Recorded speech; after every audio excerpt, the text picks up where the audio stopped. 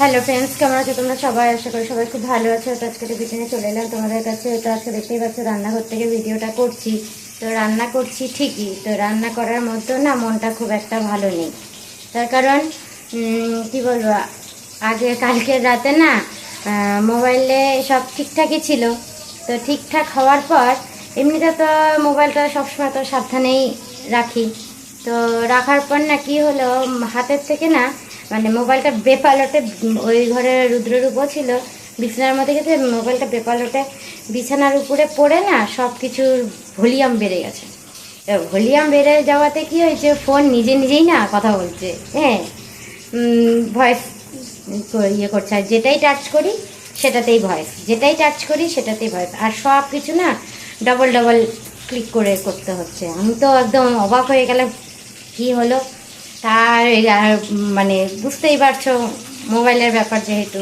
তারপরে হচ্ছে কি না, পাপা আসুক তারপরে পাপা দেখবে নি। তারপর আর ওই সময় কি আর টাইম কাটে? 2 মিনিটই কি, আর 5 মিনিটই কি, আর 10 মিনিটই কি, জানিও পাপা চলে আসবে বাড়িতে, কিন্তু তারপরেও তো সেই টাইমটা তো আর কাটা হয় না।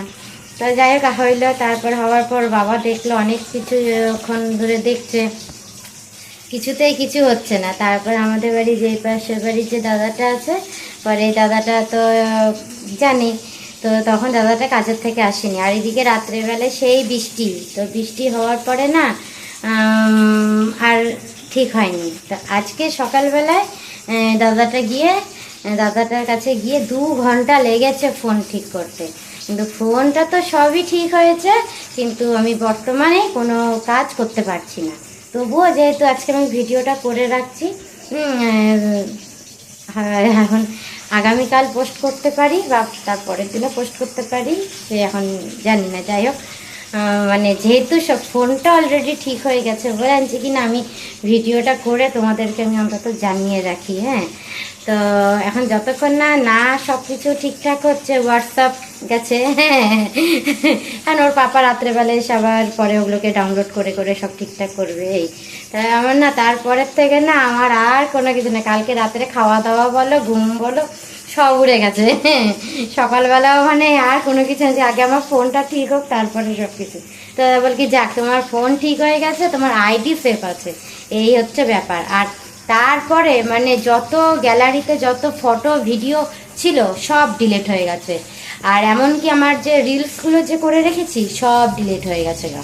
তাহলে এবার বুঝতেই পারছো আমাকে আজকে এই মানে ভিডিওটা যে আমি করছি, আমাকে এখন আবার সব নতুন করে তৈরি করে নিতে লাগবে। তো বলি কি, যাক তুমি নতুন করে করো আর যাই করো, মাও তাই বলে ওর পাপাও তাই বলে, তোমার আইডি তো সেভ আছে আবার কি। তো যাই হোক, তোমরা পাশে থেকো, সাপোর্ট করো, তাহলেই হবে, তাহলেই আবার সব কিছু আবার চলবে। এই কিন্তু তবুও আমিও যেমন আবার মোবাইল সেভ রেখে আবার রাখবো, তোমরাও তাই করো। বোঝোই তো মোবাইলে কিছু হয়ে গেলে আবার কি অবস্থা। তো যাই হোক, কী কী সমস্যা হলো জানিয়ে দিলাম, মনটাও ভালো না সেটাও জানিয়ে দিলাম। তো এবার রান্নাবাড়ি কাজ কাম সব কিছু তো করতেই হবে।